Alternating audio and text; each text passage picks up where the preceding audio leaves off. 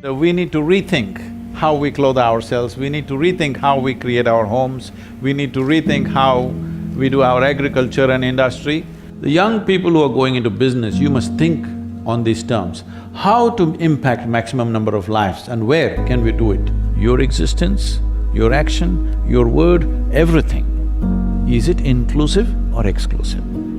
Just fix that one thing.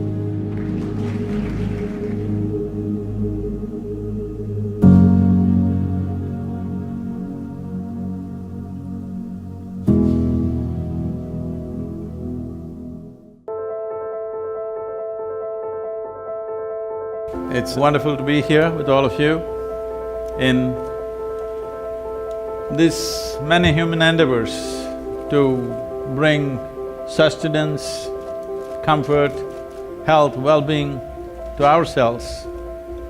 Over a period of time, our way of producing our food, agriculture, our way of sustaining ourselves in terms of industry, and even our healthcare, and of course textile, to clothe ourselves. All these things over a period of time, we have made it in such a way, we can say it is definitely bordering on serious violence against everything that sustains us in this world. We are producing food in a violent way, we're living in a violent way, our transportations are violent, even our clothing has become violent. And one important thing is moving towards natural fiber. We need to rethink how we clothe ourselves, we need to rethink how we create our homes, we need to rethink how we do our agriculture and industry. Otherwise, if we just go as we're going, almost every prediction says that in about 25 to 50 years, it'll become very hard to live here on this planet for the future generations. This is a year which is being commemorated in India as the 150th birth anniversary of Mahatma Gandhi, a true apostle of peace, who inspired many movements across the world of finding peaceful solutions to very violent problems, including the civil rights movement in United States was inspired by his work. So as a tribute to him, we thought we will see what are the areas we can cover as a part of this very large-scale initiatives in India to move towards natural farming we have initiated, where millions of farmers are getting involved in this coming years. My aim is that when I fall dead, I would like to leave this planet at least the way our parents gave it to us. In this direction, this going back to natural fiber is a very important part of it. America is important because for whatever reasons, America has acquired a leadership in the world. If you wear blue-collar trousers, half the world is wearing blue-collar trousers. If you tear it up, half the world is tearing it up. So when you have such a leadership, if you go for natural fiber, the world will go for natural fiber. We are grateful and honored to have Norma Kamali, Mara Hoffman, Mimi Prober, and of course our own Sabyasachi. Sabyasachi has been one of the major proponents of natural fiber. If all the designers can push towards encouraging everybody to make at least 50% of their wardrobes into natural fiber, it'll be a great moment to start with.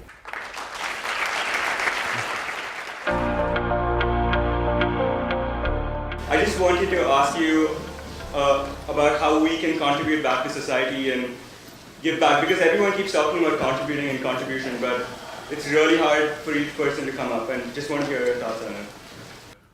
See, when I talk about giving back something to you, that means I have stolen something from you already.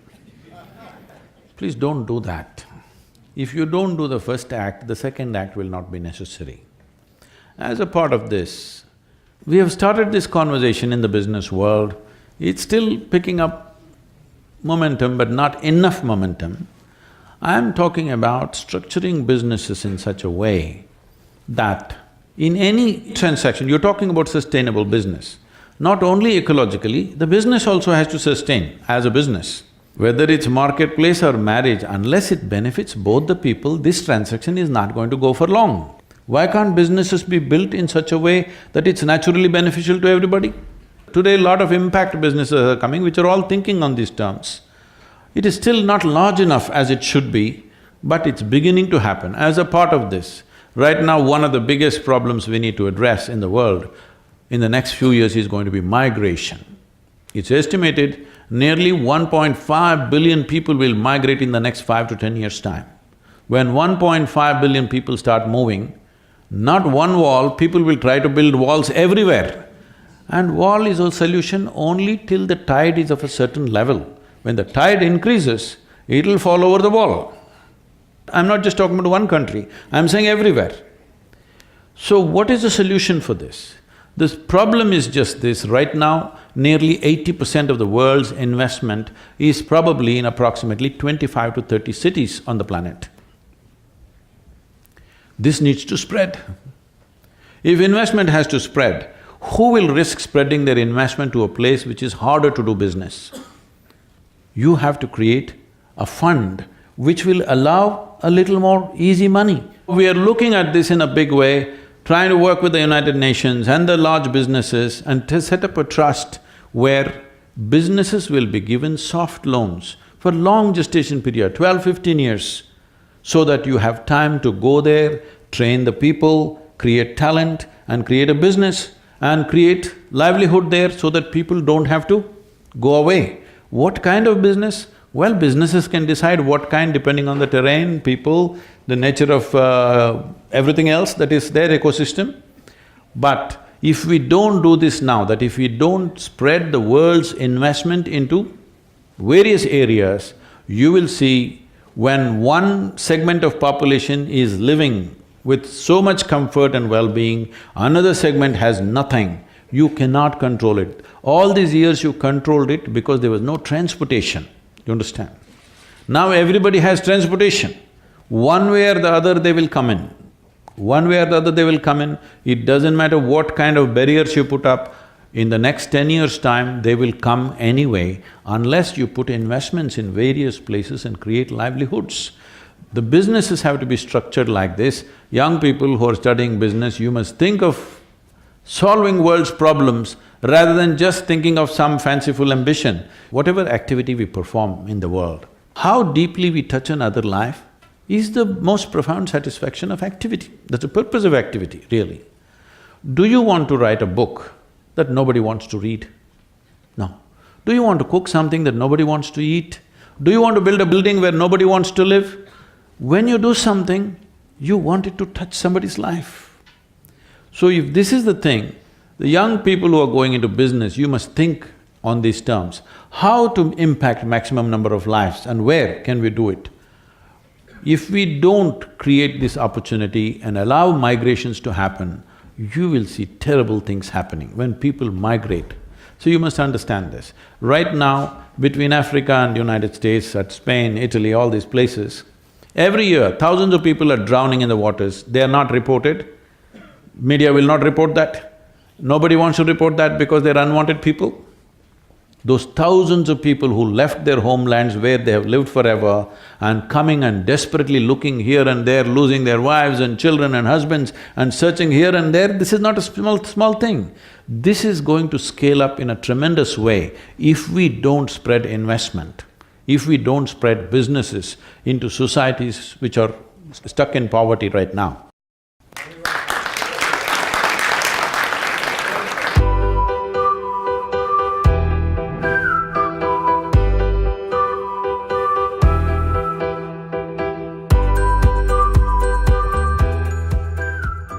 My question is, why do people lie all the time?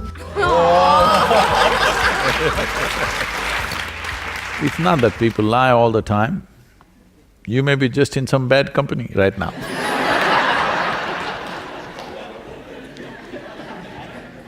Now, for yourself, leave the other people. For yourself, you're a little boy. Oh, I'm sorry, you're a big boy. You must understand this. Don't concern yourself about what is truth, what is a lie. Just concern yourself about this one thing. Every word I utter, every action that I take in my life Is it for everybody's well-being or is it just about me? That's all. Don't worry about what is true, what is lie, these are all endless nonsensical debates. Just concern yourself about this, whether everything that you do is inclusive or exclusive.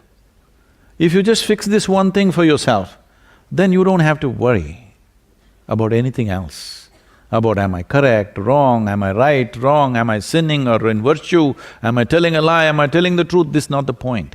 The point is your existence, your action, your word, everything. Is it inclusive or exclusive? Just fix that one thing.